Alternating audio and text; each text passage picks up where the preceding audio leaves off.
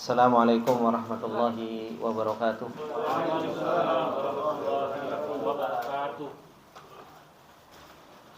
Innal hamdalillah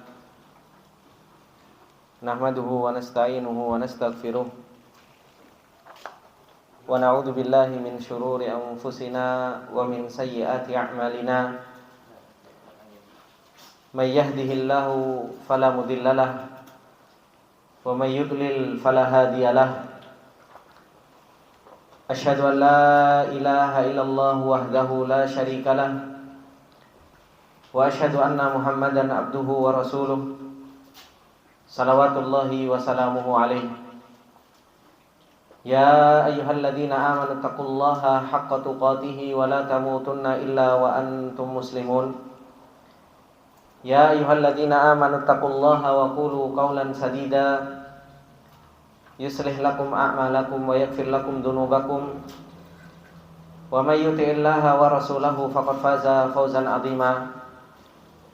Amma ba'du, fa inna asdaqal hadithi kitabullah wa khairal hadi hadi Muhammadin sallallahu alaihi wasallam wa syarrul umuri muhdatsatuha fa inna kulla muhdatsatin bid'ah wa kulla bid'atin dhalalah wa kulla dhalalatin finnar. Allahumma la ilma lana illa ma 'allamtana innaka antal alimul hakim. Allahumma arzuqna ilman nafi'an wa rizqan thayyiban wa amalan mutaqabbala. Allahumma 'allimna ma yanfa'una wa zidna ilma. Rabbi shrah li sadri wa yassir li amri wahlul 'uqdatam min lisani yafqahu qawli. Rabbi zidna ilma warzuqna fahma. Ikhwani fillah rahimani wa rahimakumullahu jami'an. Bapak-bapak yang selalu dimuliakan oleh Allah Subhanahu wa taala. Alhamdulillah, puji dan syukur kembali kita panjatkan kepada Allah Subhanahu wa taala atas segala nikmat yang Allah Subhanahu wa taala telah limpahkan kepada kita semua, di mana nikmat yang Allah Subhanahu wa taala berikan kepada kita begitu banyak, yang seorang hamba kalau dia mau menghitung nikmat yang Allah Subhanahu wa taala berikan, tidak akan pernah mampu untuk menghitung nikmat-nikmat tersebut. Dan sesungguhnya dialah Allah Subhanahu wa taala adalah zat yang berhak untuk dipuji. Allah Subhanahu wa taala adalah zat yang memuji dirinya sendiri dan memerintahkan kepada hamba-hambanya untuk terus memuji Allah Subhanahu wa taala. Allah Subhanahu wa taala dipuji karena Allah Subhanahu wa taala mempunyai nama-nama yang begitu indah, yang setiap nama-nama dari Allah Subhanahu wa taala terkandung sifat-sifatnya yang maha tinggi. Dan Allah Subhanahu wa taala dipuji karena perbuatan Allah Subhanahu wa taala yang begitu mulia.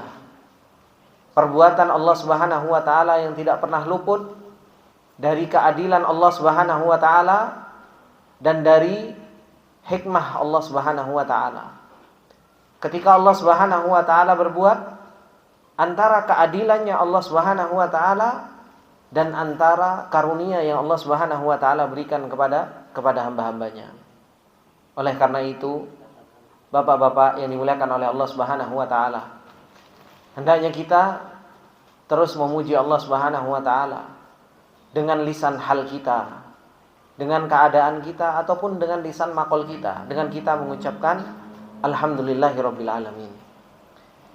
Kemudian bapak-bapak yang dimuliakan oleh Allah Subhanahu wa taala, alhamdulillah kita dikumpulkan oleh Allah Subhanahu wa taala di tempat yang berbarokah ini untuk kita saling mengamalkan firman Allah Subhanahu wa taala yang Allah Subhanahu wa taala katakan wa ta'awanu 'alal birri wat taqwa. Dan tolong menolonglah kalian di dalam yang namanya kebaikan dan ketakwaan kepada Allah Subhanahu wa taala. Dalam rangka mengamalkan firman Allah Subhanahu wa taala wa tawassaw bil haqqi wa tawassaw bis sabr. Saling menasihati di dalam yang namanya kebaikan dan saling menasihati di dalam yang namanya kesabaran. Bapak-bapak yang dimuliakan oleh Allah Subhanahu wa taala, perjalanan kita menuju Allah Subhanahu wa taala bukan perjalanan yang mudah. Perjalanan yang begitu berat. Perjalanan yang dimana ada musuh kita yang selalu berusaha untuk menghalangi kita dari perjalanan kita menuju Allah Subhanahu wa taala ini. Dan sangat sulit bagi kita untuk kita berjalan sendirian. Harus ada tolong menolong. Harus ada saling menasihati di dalam perjalanan kita ini. Dan itulah yang dilakukan oleh para sahabat. Sampai-sampai tidaklah para sahabat bertemu satu dengan yang lainnya kecuali mereka selalu menasehatkan satu dengan yang lainnya. Setiap ketemu dengan sahabat yang lainnya, sahabat terkadang saling menasihati dengan suratul Asr. Terkadang mereka juga mengatakan, hayya nu'minu sa'atan, ayo kita beriman meskipun sesaat. Itulah yang harus betul-betul kita praktekkan di dalam kehidupan kita, karena perjalanan kita bukan perjalanan yang mudah. Allah Subhanahu wa taala sudah mengabarkan kepada kita tentang musuh kita, iblis laknatullahi alaih. Ketika mengabarkan, "Tsumma la'atiyannahum min baini aydihim wa min khalfihim wa an aymanihim wa an syama'ilihim wa la tajidu aktsarahum syakirin." Allah Subhanahu wa taala mengabarkan tentang syaitan, tentang iblis yang sudah bersumpah kepada Allah Subhanahu wa taala. Bahkan syaitan dan iblis tersebut mengatakan, sungguh benar-benar saya akan mendatangi manusia itu dari arah depan, dari arah belakang, dari arah kanan, dari arah kiri. Kita akan didatangi untuk selalu digoda. Dan kalau kita tidak tolong menolong, kalau kita tidak saling menasehati, kita akan sangat mudah untuk tergelincir di dalam perjalanan kita menuju Allah Subhanahu wa taala. Ikhwani fillah rahimani wa rahimakumullah jami'an. Bapak-bapak yang dimuliakan oleh Allah Subhanahu wa taala, insyaallah di kesempatan yang berbarokah ini kita akan membaca sebuah nasihat yang sangat luar biasa, nasihat seorang sahabat Rasulullah sallallahu alaihi wasallam kepada muridnya. Dan inilah yang kita butuhkan. Di dalam perjalanan kita menuju Allah Subhanahu wa taala, kita butuh terhadap yang namanya nasihat. Kita butuh terhadap yang namanya wasiat. Kita butuh terhadap orang yang selalu mengingatkan kita. Makanya Allah Subhanahu wa taala mengatakan di dalam ayatnya, "Fadzakir fa inna dzikra tanfa'ul mu'minin." Berilah peringatan, karena sesungguhnya peringatan itu bermanfaat untuk orang-orang yang beriman.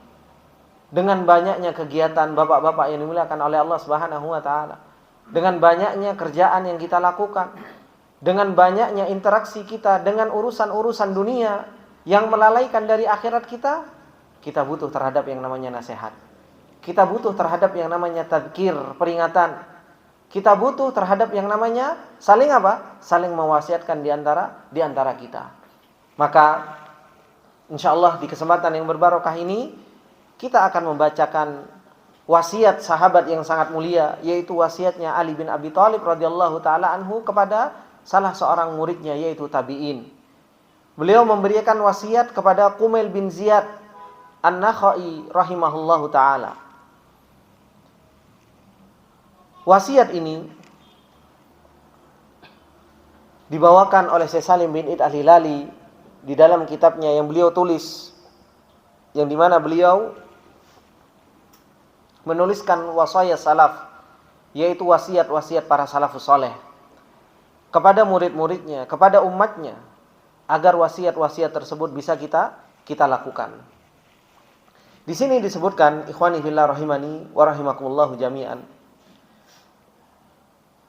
wasiyatu Ali ibni Abi Thalib ila Qumail bin Ziyad ibni Nuhaik An-Nakhai rahimahullah ta'ala. Wasiatnya Ali bin Abi Thalib. Dan kita tahu siapa Ali bin Abi Thalib radhiyallahu ta'ala anhu. Salah seorang sahabat Rasulullah sallallahu alaihi wasallam, menantu Rasulullah sallallahu alaihi wasallam. Salah seorang sahabat yang Rasulullah sallallahu alaihi wasallam mengatakan, Allahu yuhibbuhu wa huwa yuhibbuh. Allah Subhanahu wa taala mencintai Ali radhiyallahu taala anhu, dan Ali pun mencintai Allah Subhanahu wa taala. Salah seorang sahabat yang menjadi khalifah, pengganti dari Rasulullah sallallahu alaihi wasallam, khalifah yang keempat. Termasuk di antara salah satu sahabat yang dijamin masuk dalam surganya Allah Subhanahu wa taala. Beliau mewasiatkan kepada salah satu muridnya, yaitu Kumail bin Ziyad ibn Nuhaik An-Nakhai rahimahullahu taala. Imam An-Nakhai, sebagaimana yang disebutkan oleh para a'immah siyar, Imam An-Nakhai ini adalah imam yang sangat mulia, imam yang alim, yang dia selalu taat kepada Allah Subhanahu wa taala. Beliau termasuk di antara thiqatut tabi'in, termasuk di antara ulamanya pada zaman tabi'in. Dan beliau meninggal di tangan siapa? Hajjaj bin Yusuf. Beliau dibunuh oleh Hajjaj bin Yusuf. Kemudian apa yang diceritakan oleh Kumail bin Ziyad ini atau Imam An-Nakhai rahimahullahu taala ketika beliau dinasihatkan oleh Ali bin Abi Thalib radhiyallahu taala anhu. Beliau mengatakan qala Kumail bin Ziyad, telah berkata Kumail bin Ziyad. Beliau mengatakan akhadha Ali ibn Abi Thalib biyadayya fa akhrajani ila nahiyatil jabban. Falamma asharna jalasa thumma tanaffasa thumma qala. Kata Kumail bin Ziyad rahimahullahu taala, beliau mengatakan akhadha Ali ibn Abi Thalib, Ali bin Abi Thalib radhiyallahu taala anhu membawaku dengan kedua tangannya. Fa akhrajani ila nahiyatil jabban. Maka Ali bin Abi Thalib mengeluarkanku menuju ila nahiyatil jabban.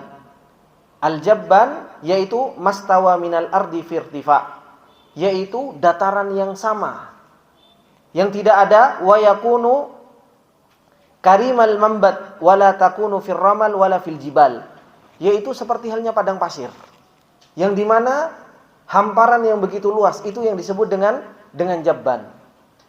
Falamma asharna, tatkala kami sudah berada di tempat tersebut, yaitu padang pasir tersebut, jalasa, maka Ali bin Abi Thalib radhiyallahu taala anhu duduk, thumma tanaffasa, kemudian Ali bin Abi Thalib radhiyallahu taala anhu itu pun mulai bernafas.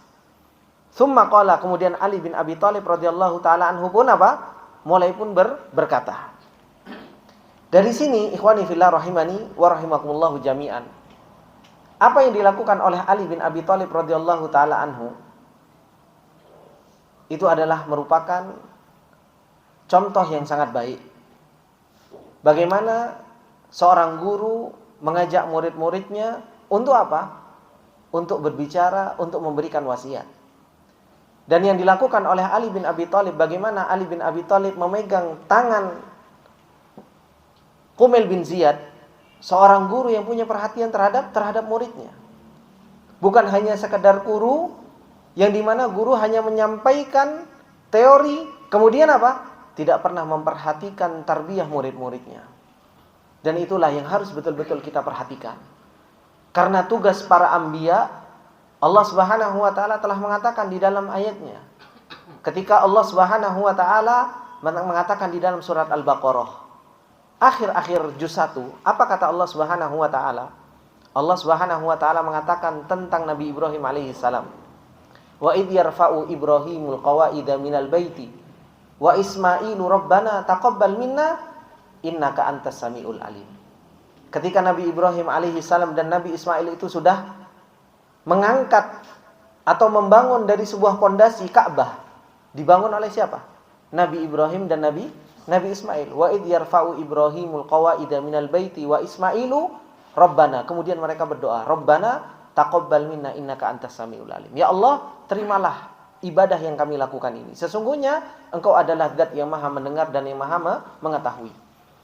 Ibadah yang sangat besar yang dilakukan oleh Nabi Ibrahim alaihi salam dan Nabi Ismail alaihi salam, bangun rumahnya Allah Subhanahu wa taala.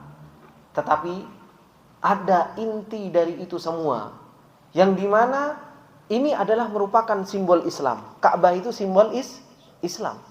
Ada orang yang dia tidak mengagungkan Ka'bah? Semua orang mengagungkan Ka'bah. Semua orang itu akan mengagungkan Ka'bah. Bahkan terkadang orang itu baru melihat Ka'bah, bapak-bapak ini dimuliakan oleh Allah, bisa mengucurkan air mata.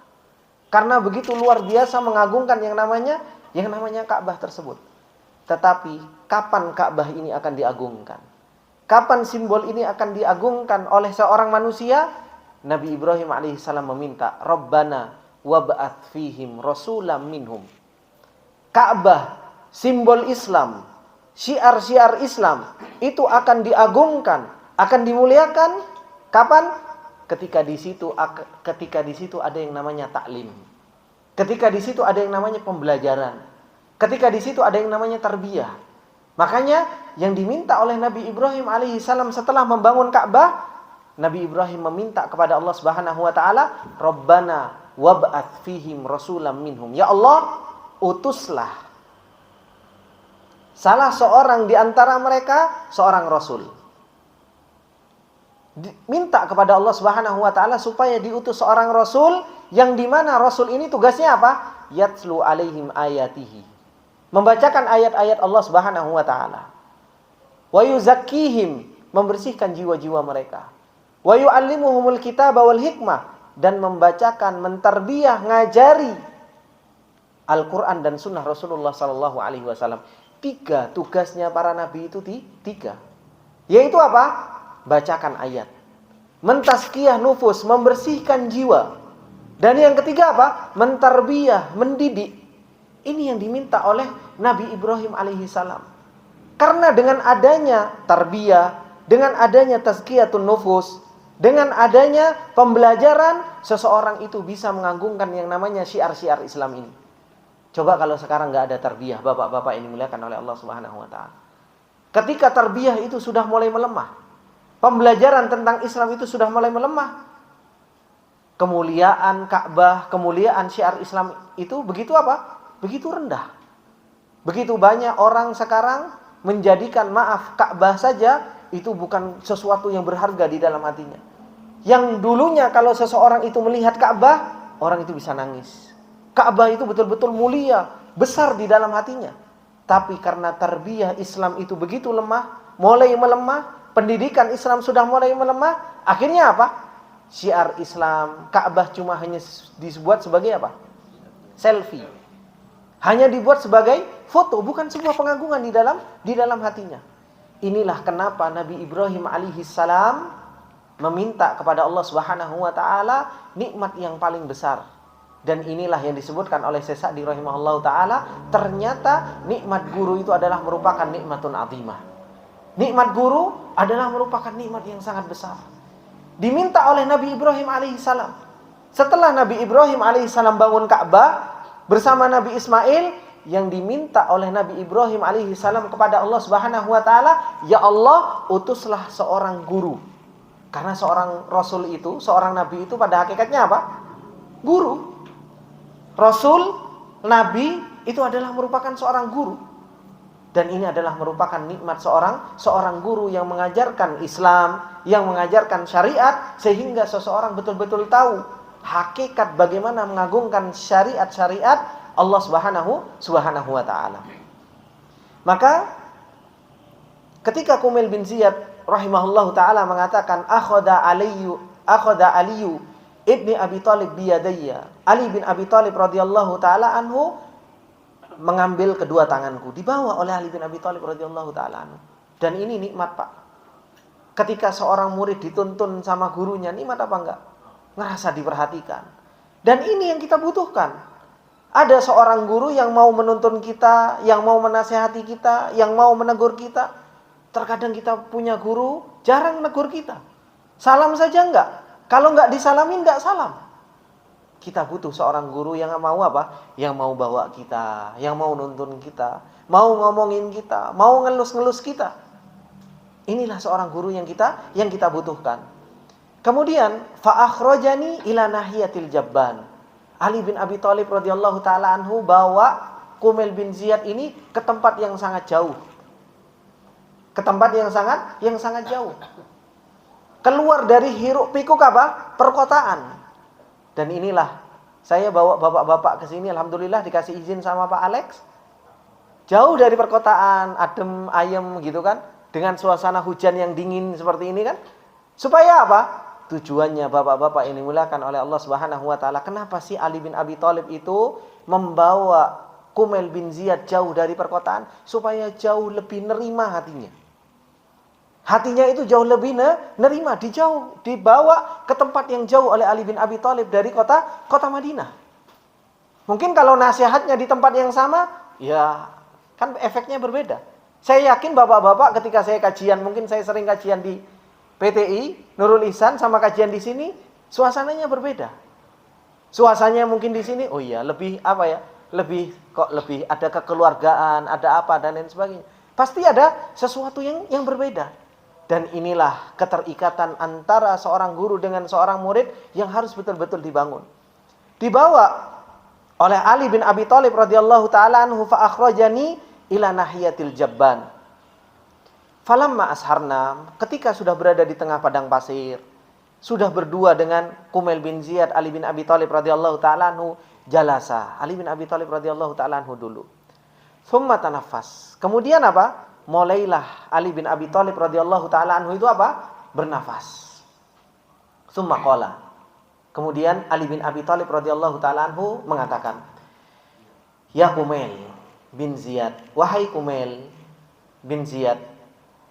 Panggilan dari seorang guru kepada muridnya. Ini menunjukkan bahwasanya seorang guru itu harus punya uslub kepada murid-muridnya. Terkadang muridnya disayang, terkadang muridnya diketak, terkadang muridnya dilus-elus, terkadang muridnya itu, setiap seorang guru dia harus punya uslub. Dan inilah yang harus dilakukan oleh seorang guru. Terkadang saya harus menghadapi Pak Sus, harus dilus-elus, Pak Sus salah makhorijnya ketika setoran. Nah itu harus, jangan iri ketika saya seperti itu, ketika saya mengatakan ke Bang Juna, Bang, salah Bang. Ustadz kalau ke saya kok keras banget, kalau sama Pak Sus kok lembut gitu kan. Setiap guru ke muridnya punya uslub. Kalau saya kerasin Pak Sus, bisa putus asa nanti kan, seperti itu. Nah, inilah uslub yang harus dimiliki oleh seorang guru kepada muridnya. Ya Kumail ibn Ziyad. Apa yang dikatakan oleh Ali bin Abi Thalib radhiyallahu taala anhu ketika beliau menasihati Kumail bin Ziyad atau Imam An-Nakhai rahimahullahu taala. Beliau mengatakan, "Al-qulubu aw'iyatun. Fa khairuha aw'aha. Ihfad ma aqulu laka." Ali bin Abi Thalib radhiyallahu taala anhu mau menyampaikan ilmu. Mau menyampaikan apa yang Allah Subhanahu wa taala turunkan kepada Ali bin Abi Thalib radhiyallahu taala anhu dari Al-Qur'an ataupun dari sunnah Rasulullah sallallahu alaihi wasallam. Maka Ali bin Abi Thalib radhiyallahu taala anhu mengatakan apa? Al-qulubu aw'iyatun. Hati itu adalah apa? Bejana. Hati itu adalah bejana. Bejananya apa Bapak-bapak? Bejananya ilmu. Al-qulubu aw'iyatun. Fa khairuha, sebaik-baik bejana, sebaik-baik hati, aw'aha, yang paling paham, yang paling mau bisa memahami ilmu tersebut.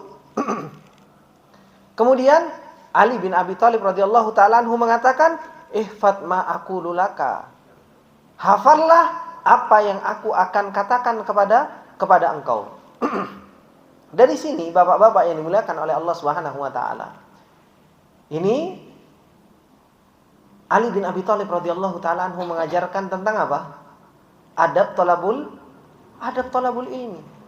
Bagaimana seorang penuntut ilmu yang harus pertama kali disiapkan ketika dia mau menuntut ilmu adalah apa? Hatinya yang harus dipersiapkan. Hati ini adalah merupakan bejananya ilmu. Dan ilmu itu adalah milik Allah Subhanahu wa taala yang Allah Subhanahu wa taala akan berikan, akan letakkan ilmu itu ke dalam bejana yang apa? Yang bersih. Allah Subhanahu wa taala akan letakkan ilmu itu di dalam bejana yang bersih. Makanya Allah Subhanahu wa taala mengatakan di dalam ayatnya, dan ini yang dikatakan dan sering disampaikan oleh Ibnul Qayyim rahimahullahu taala, khususnya kepada para penuntut ilmu, khususnya kepada orang-orang yang mereka berjalan di jalan Allah Subhanahu wa taala. Allah Subhanahu wa taala mengatakan apa? Anzala minas samaa'i ma'an fasalat audiyatun biqadariha fahtamala sailu zabadar rabiya.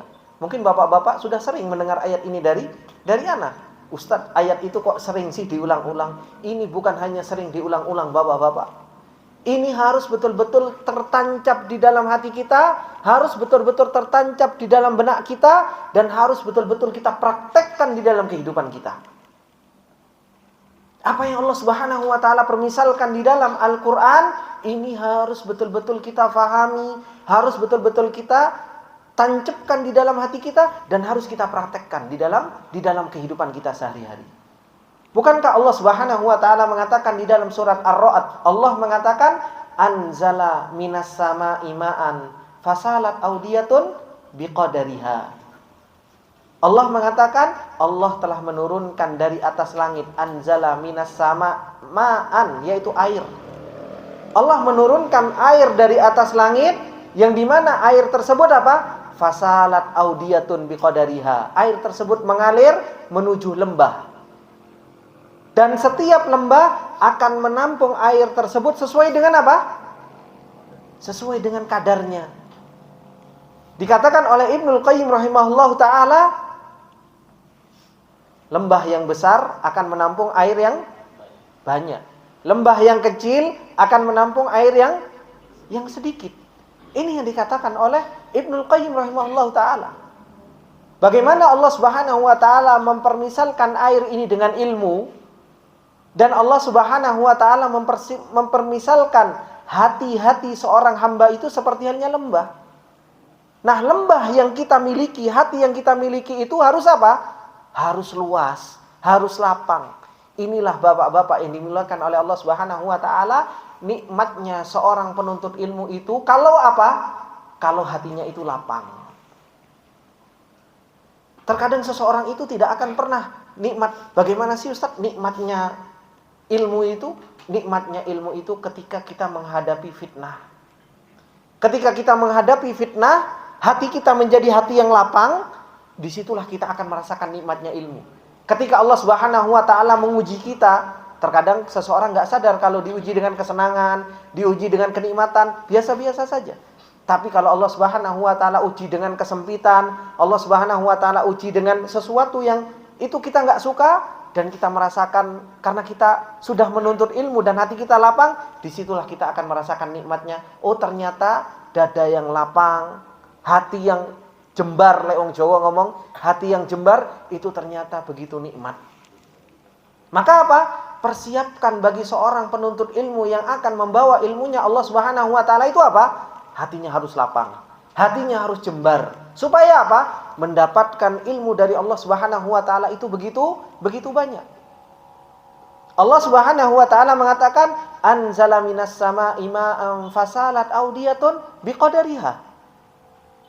Dan seberapa luas hati kita untuk kita menampung ilmunya Allah Subhanahu wa ta'ala, disitulah kita harus betul-betul lapang dada, lebar, tidak mudah tersinggungan. Seorang penuntut ilmu kalau mudah tersinggungan, seorang ustadz kalau mudah tersinggungan, akhirnya apa? Tidak jadi pak menuntut ilmunya. Ustadz baru disinggung sedikit, tidak jadi kajian saya. Ustadznya nggak dapat ilmu, muridnya juga nggak dapat ilmu. Ustadznya maaf nggak dikasih amplop, marah-marah, ya nggak dapat ilmu juga. Maka seorang ustadz harus lapang dada. Seorang murid juga harus lapang dada. Terkadang seorang murid, ya Pak Abdul Qadir, setoran kadang, Ustadz setoran, maaf Pak Abdul Qadir, nanti malam. Ditunggu malam, kok nggak telepon-telepon gitu kan? Ya harus lapang dada, nunggu gitu. Terkadang setoran baru sebentar terus diberhentikan, Pak banyak salahnya, diulang lagi. Lapang dada, nggak usah tersinggung dengan ustadznya. Nggak ada ustadz itu pengen marah-marah, pengen supaya antum nggak pinter. Anak itu pengen antum pinter. Setiap guru rata-rata pengen muridnya itu pinter. Nggak ada guru itu ngajar pengen muridnya goblok, nggak ada pak. Pengennya apa? Muridnya itu berhasil. Pengen muridnya itu apa? Menjadi orang yang sukses di dalam pembelajaran ilmu. Makanya apa? Dibutuhkan hati yang lapang. Dan inilah yang harus betul-betul kita praktekkan dalam kehidupan kita. Bukan hanya sekedar kita, anak-anak kita, ketika kita didik anak-anak kita, harus seperti itu. Bagaimana mempersiapkan dada yang lapang, hati yang jembar, supaya apa? Supaya dapat ilmu dari Allah Subhanahu wa taala. Nah, ternyata hati yang dimana ini adalah merupakan awiyatun, ini adalah merupakan sebuah bejananya ilmu. Ini juga harus kita perhatikan, bukan hanya sekedar dijembarkan, bukan hanya sekedar dilapangkan, tapi apa? Harus diperhatikan kesuciannya, kebersihannya. Karena apa? Gak mungkin Allah Subhanahu wa taala meletakkan ilmunya Allah yang itu adalah sesuatu yang mulia diletakkan di tempat yang kotor. Gak mungkin diletakkan di tempat yang kotor. Maka seseorang harus mempersiapkan hatinya. Dan ilmu itu milik Allah, bapak-bapak yang dimuliakan oleh Allah Subhanahu wa taala. Ilmu itu adalah milik Allah Subhanahu wa taala. Allah berikan kepada siapa yang Allah Subhanahu wa taala kehendaki. Allah berikan kepada siapa yang Allah kehendaki. Bukankah Rasulullah sallallahu alaihi wasallam mengatakan, "Innallaha la yanzuru ila suwarikum wa la yanzuru ila amwalikum wa la yanzuru ila jasadikum, walakin yanzuru ila qulubikum." Allah itu enggak ngelihat jasad kalian. Allah enggak ngelihat harta kalian. Allah enggak ngelihat bentuk kalian. Tapi yang dilihat oleh Allah Subhanahu wa taala apa? Hati. Yang dilihat oleh Allah Subhanahu wa taala adalah hati. Dan begitu banyak Allah Subhanahu wa taala mengatakan di dalam ayatnya, ketika Allah memilih para sahabat, Allah memilih para sahabat supaya menjadi sahabat Rasulullah sallallahu alaihi wasallam, yang dilihat oleh Allah Subhanahu wa taala, Allah mengatakan apa? Fa'alima ma fi qulubihim. Allah tahu hati mereka. Dipilih oleh Allah Subhanahu wa taala siapa yang pantas jadi sahabat Rasulullah, yang siap untuk menerima ilmu dari Allah dan Rasulnya, itu dipilih oleh Allah Subhanahu wa taala. Butuh hati-hati yang betul-betul apa? Lebar, lapang dada, yang kuat, itu dibutuhkan. Makanya dipilih oleh Allah Subhanahu wa taala. Makanya kita itu yang harus kita lakukan itu cuma apa? Manteskan diri kita. Kita pantas nggak sih dipilih oleh Allah Subhanahu wa taala? Hati kita ini pantas nggak sih dipilih oleh Allah Subhanahu wa taala? Ini harus betul-betul kita perhatikan. Dan ini yang dikatakan oleh Ali bin Abi Thalib radhiyallahu taala anhu kepada Kumail, kepada Imam An-Nakhai rahimahullahu taala, nasihat yang sangat luar biasa. Sebelum berbicara tentang masalah ilmu yang panjang lebar, ngomong masalah fikih, ngomong masalah muamalat, ngomong masalah bla bla bla bla bla bla dan lain sebagainya, perhatikan dulu permasalahan hati. Hati kita sudah siap nggak dapat ilmu? Hati kita sudah pantas nggak untuk mendapatkan ilmu yang nafi ini? Hati kita sudah kita persiapkan nggak untuk menampung ilmunya Allah Subhanahu wa taala? Karena kalau hati kita nggak siap, ilmu yang kita terima itu akan menjadi ilmu yang tidak bermanfaat. Kalau hati kita tidak bersih, ilmu yang kita terima justru ilmu itu akan menjadi bumerang buat kita sendiri. Makanya Rasulullah sallallahu alaihi wasallam mengatakan di dalam hadisnya, Al-Qur'an imma hujjatun laka au alika. Quran itu bisa jadi penolong buat kamu, tapi bisa juga menjadi bumerang. Dan itu semua kembali kepada apa? Kembali kepada yang namanya hati. Dan ini yang Rasulullah sallallahu alaihi wasallam sampaikan di dalam hadisnya. Apa kata Rasulullah sallallahu alaihi wasallam? Inna fil jasadi mudghah. Idza saluhat saluhal jasadu kullu wa idza fasadat fasadal jasadu kullu ala wahya al-qalbu. Ini yang dikatakan oleh Rasulullah sallallahu alaihi wasallam. Sesungguhnya di dalam jasad manusia itu ada segumpal daging. Kalau segumpal daging ini baik, Pak, urusan kita semuanya. Apa yang kita ucapkan menjadi baik, apa yang kita lakukan menjadi baik. Tapi wa idza fasadat, kalau hati ini rusak, fasadal jasadu kullu. Semuanya akan menjadi rusak. Dan ini yang dikatakan oleh para hukama, orang-orang yang bijak, mereka mengatakan bahwasanya apa? Lisan ini tandahu ma fil qalb.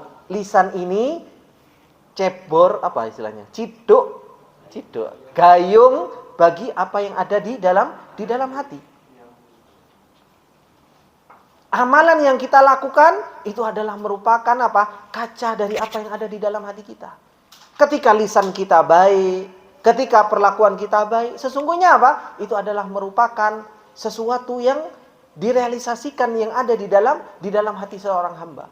Makanya pentingnya seseorang itu memperhatikan yang namanya hati. Pentingnya seseorang itu memperhatikan yang masalah hati. Dan dikatakan oleh para ulama ketika mereka membuat syair, ketika mereka mengatakan fa innal ma'asi tumitu al-quluba, sesungguhnya maksiat itu akan mematikan yang namanya hati. Maksiat yang kita lakukan itu akan mematikan yang namanya hati kita. Kita pengen hati kita itu bersih, pengen dipilih oleh Allah Subhanahu wa taala, bersihkan diri kita dari yang namanya maksiat. Dan kita ketahui maksiat subhanallah begitu merajalela di zaman kita sekarang. Maksiat mata, maksiat telinga, maksiat mulut, ini begitu luar biasa menghampiri apa? Menghampiri kita. Berusaha kita untuk apa? Berusaha kita untuk menghalangi diri kita dari yang namanya maksiat.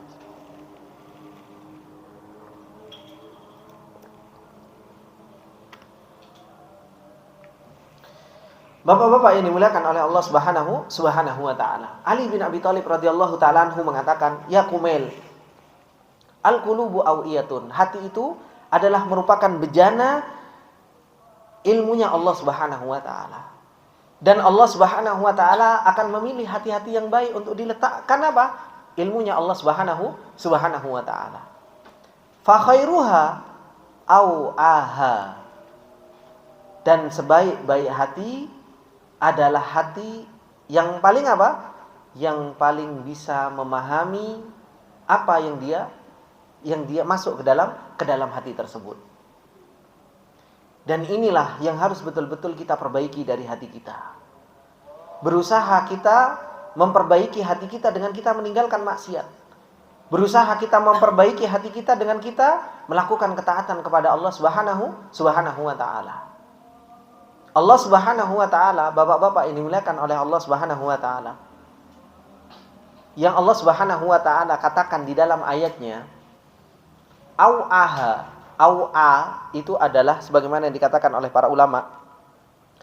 Au-a itu asra'aha wa athbataha wa'yan, yang paling cepat paham dan yang nancep pemahaman tersebut. Cepat paham. Hati kalau cepat paham dan cepat nancep di dalam hati seseorang pemahaman tersebut, itu adalah sebaik-baik hati. Dan yang dimaksud di dalam apa yang dinasihatkan oleh Ali bin Abi Thalib radhiyallahu taala anhu, yaitu apa? Hati yang cepat paham dengan isyarat yang Allah Subhanahu wa taala berikan kepada seorang hamba tersebut. Bukankah Allah Subhanahu wa taala mengirimkan ayat terus-menerus, Pak? Allah itu terus siang, pagi, malam, sore itu terus mengirimkan ayat kepada kita. Cepat enggak hati kita menangkap sinyal dari Allah Subhanahu wa taala tersebut? Sebaik-baik hati adalah hati yang cepat nangkap sinyal dari Allah Subhanahu wa taala. Allah Subhanahu wa taala mengganti siang dengan malam, malam dengan siang. Allah Subhanahu wa taala turunkan hujan. Ini semua sinyal dari Allah Subhanahu wa taala. Cepat enggak hati kita nangkap sinyal-sinyal tersebut? Bukankah Allah Subhanahu wa taala mengatakan, "Wa ka'ayyin min ayatin fis samawati wal ardi yamurruna 'alaiha." Betapa banyak Allah Subhanahu wa taala melewatkan ayat-ayat di hadapan kita. Dari langit, dari bumi. Dilewatkan oleh Allah Subhanahu wa taala ayat-ayat tersebut. Terkadang kita membaca ayat Allah Subhanahu wa taala, cepat enggak nangkap hati kita. Dan itu semua supaya kita cepat nangkap apa yang Allah Subhanahu wa taala inginkan kepada kita, itu kita harus perbaiki hati kita. Harus perbaiki hati kita. Dan yang namanya wa'i di dalam bahasa Arab itu hanya ada di dalam hati, disebut dengan hati yang wa'i. Ada juga telinga yang wa'iyah. Antum pernah ngaji, Allah Subhanahu wa taala mengatakan di dalam surat Al-Haqqah, kata Allah Subhanahu wa taala, "Inna lamma taghal ma'u hamalnakum fil jariyah linaj'alaha lakum tadhkiratan wa ta'iyaha udhunun wa'iyah." Kata Allah. Allah Subhanahu wa taala menjadikan ayat, Allah menampakkan ayat kepada kita. Litaj'alaha. Tujuannya itu apa? Tadhkirah. Allah menjadikan ayat itu supaya tadhkirah, memperingati kita. Wa ta'iyaha udhunun wa iya, supaya telinga itu juga mendengar. Dan ini yang Allah Subhanahu wa taala sampaikan juga di dalam surat Qaf. Apa kata Allah Subhanahu wa taala? Inna fi dzalika ladzikra liman kana lahu qalbun aw alqas sam'a wa huwa syahid. Sesungguhnya di dalam Al-Qur'an atau di dalam ayat-ayat yang Allah Subhanahu wa taala turunkan, lihatkan kepada kita, itu ada dzikra, ada peringatan. Tapi bagi siapa? Liman kana lahu qalbun, bagi orang yang punya hati. Au alqas sam'a, atau dia betul-betul apa? Memperdengarkan dengan telinganya. Wa huwa syahid, dan dia mempersaksikan. Di sini Bapak-bapak yang dimuliakan oleh Allah Subhanahu wa taala, apa faedah yang bisa kita ambil?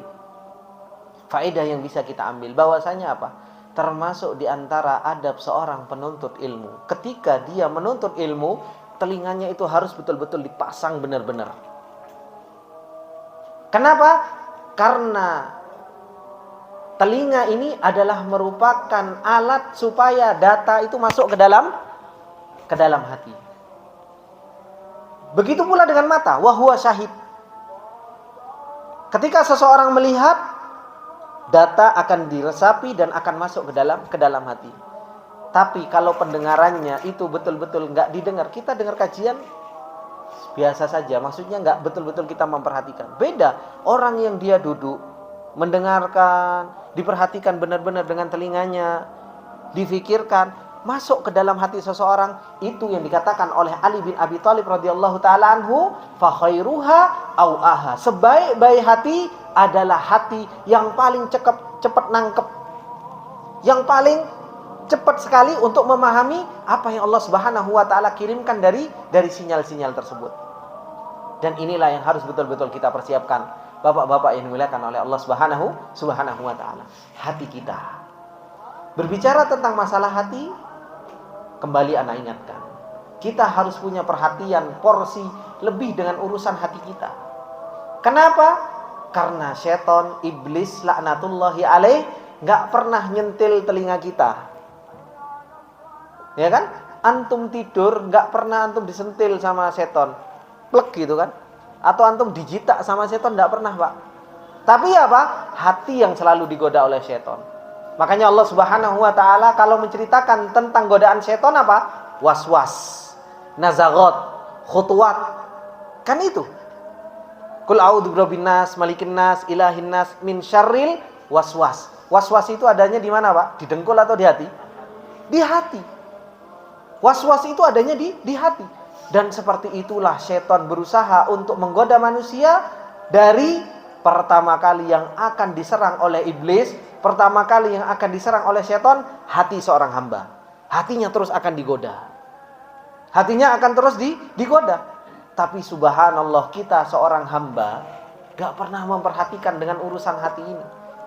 Kita jarang, kita tahu Pak, kalau kita punya sesuatu yang sangat mewah, yang harus betul-betul kita lindungi, dan kita tahu bahwasanya musuh kita itu menginginkan hal tersebut, kira-kira kita menjaga terus gak? Kita akan menjaga terus. Tapi ternyata apa? Hati yang selalu diincar oleh setan, kita biarkan. Sedangkan urusan-urusan dohir kita perhatikan.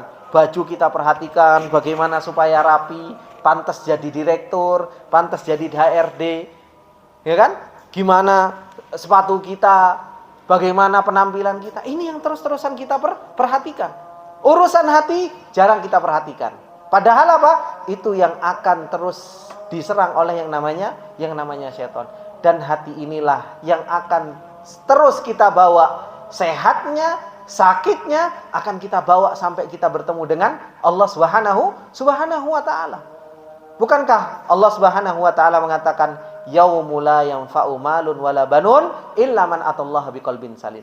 Biqalbin salim kata Allah. Hari di mana tidak bermanfaat, anak-anak gak bermanfaat, harta gak bermanfaat, kecuali seseorang itu datang kepada Allah Subhanahu wa taala dengan membawa hati yang bersih. Maka dari sini Bapak-bapak yang dimuliakan oleh Allah Subhanahu wa taala, hati ini urusannya sangat betul-betul harus kita perhatikan. Karena ini adalah merupakan apa? Babul ilm. Ini adalah merupakan pintu pertamanya ilmu. Pintu pertamanya Allah Subhanahu wa taala memilih kita. Pintu pertamanya Allah Subhanahu wa taala itu menolong kita. Allah Subhanahu wa taala mengatakan di dalam ayatnya, "Kullu yaumin huwa fi sya'an." Setiap harinya Allah Subhanahu wa taala itu ada kerjaan. Apa kerjaannya Allah Subhanahu wa taala? Termasuk di antara salah satunya melihat hati seorang hamba. Coba kalau kita lihat, terkadang kita hatinya lagi baik, pertolongan Allah datang kepada kita. Hati kita lagi kurang baik, rahmatnya Allah Subhanahu wa taala ditarik. Dan semua itu dari penglihatannya Allah Subhanahu wa taala kepada siapa? Kepada yang namanya hati. Dan hati kita, bukankah hati kita itu terus berubah-berubah? Sekarang kita lagi kajian, subhanallah, benar Ustaz. Hati ini harus kita benerin. Bentar lagi kena ayam goreng, lupa dengan kajian yang baru sekarang ini. Kenapa? Data yang masuk ke dalam hati sudah berubah. Gitu loh. Tadi kalau seumpamanya kajian subhanallah beneran gitu, ngelihat kacang di depan saja sudah mulai berubah gitu. Itu karena apa? Karena data yang masuk ke dalam hati itu terus akan berubah. Data tersebut masuk dari mana? Dari mata, dari pendengaran. Itulah kenapa Allah Subhanahu wa taala terus melihat hati seorang hamba. Data hati seorang hamba terus dilihat oleh Allah Subhanahu wa taala. Hatinya dilihat oleh Allah Subhanahu wa taala. Hatinya baik, pertolongan Allah turun, rahmatnya Allah turun, rahimnya Allah Subhanahu wa taala turun, Maha Latifnya Allah Subhanahu wa taala turun. Terus seperti itu. Hatinya lagi nggak baik, ya ini juga akan diangkat oleh Allah Subhanahu wa taala. Nah, bagaimana supaya hati kita terus baik? Ya, data tentang Allah, data tentang kebaikan, data tentang akhirat itu harus terus-menerus masuk ke dalam hati. Makanya tadi saya sempat tanya, kalau seumpamanya, saya tadi tanya ke Bang Audi, kalau seandainya mau kita contohkan, nggak tahu ini contoh benar atau enggak, hati itu seakan-akan hardware gitu. Butuh data, hardware ini nggak akan bergerak kalau nggak ada data, kan seperti itu. Butuh ada data yang menggerakkan ini. Hati ini kan istilahnya hanya sebuah alat saja gitu. Wadah. Ketika ada data, disitulah ini akan bergerak. Entah dia akan cinta kepada Allah, entah dia akan takut kepada Allah, entah dia akan rojak kepada Allah, tawakal kepada Allah Subhanahu wa taala. Nah, itu tergantung data yang masuk ke dalam hati ini loh, Bapak-bapak. Nah, sekarang data yang masuk ke dalam hati ini, apakah data baik ataukah data buruk? Kalau data baik yang masuk ke dalam hati, ya dia akan terus menjadi orang baik. Tapi kalau data yang masuk ke dalam hati ini sesuatu yang buruk, data yang masuk ke dalam hati ini sesuatu yang nggak bagus, ya dia nggak jadi orang bagus. Seperti itulah hati. Maka inilah yang harus betul-betul kita perhatikan. Urusan hati adalah urusan yang harus betul-betul kita perhatikan. Makanya Allah Subhanahu wa taala mengatakan di dalam ayatnya berbicara kepada Nabi Muhammad sallallahu alaihi wasallam, wa innaka la tusmi'ul mauta.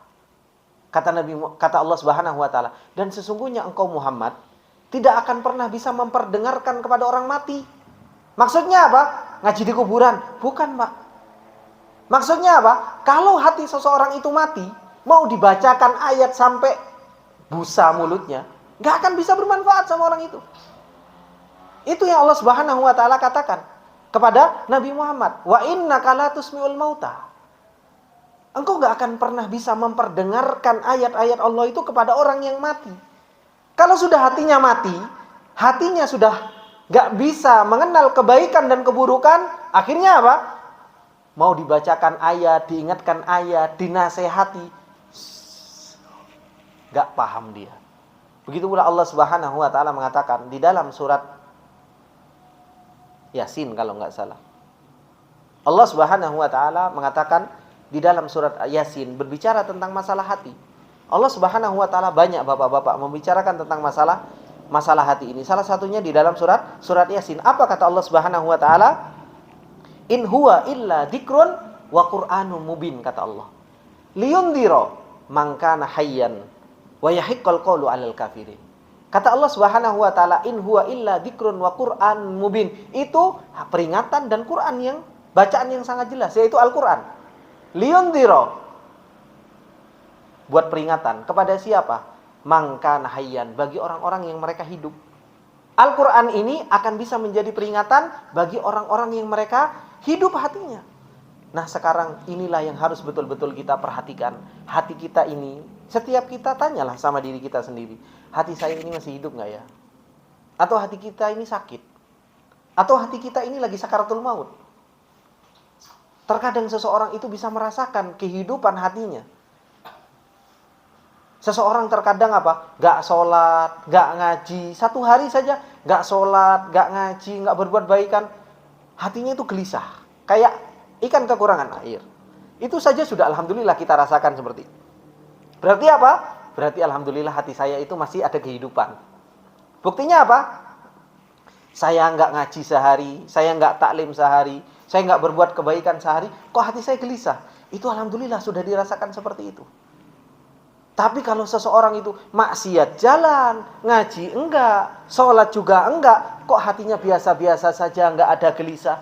Ini yang harus betul-betul kita tanyakan. Takutnya apa? Hatinya betul-betul sudah mati. Ini yang harus kita waspadai. Takutnya hatinya sudah mati sehingga tidak bisa menerima peringatan dari Allah Subhanahu wa taala. Maka dari sini Bapak-bapak ini dimuliakan oleh Allah Subhanahu wa taala, Ali bin Abi Thalib radhiyallahu taala anhu ketika mau menasehati muridnya, pertama kali yang diingatkan tentang masalah apa? Hati. Al-qulubu awiyatun. Fa khairuha awaha. Sebaik-baik hati adalah hati yang cepat paham. Hati yang cepat menerima. Hati yang cepat berusaha untuk memahami sinyal dari Allah Subhanahu wa taala. Kemudian Ali bin Abi Thalib radhiyallahu taala anhu mengatakan, "Ihfad ma aqulu laka." Hafallah apa yang aku akan katakan kepadamu wahai Kumail bin Ziyad.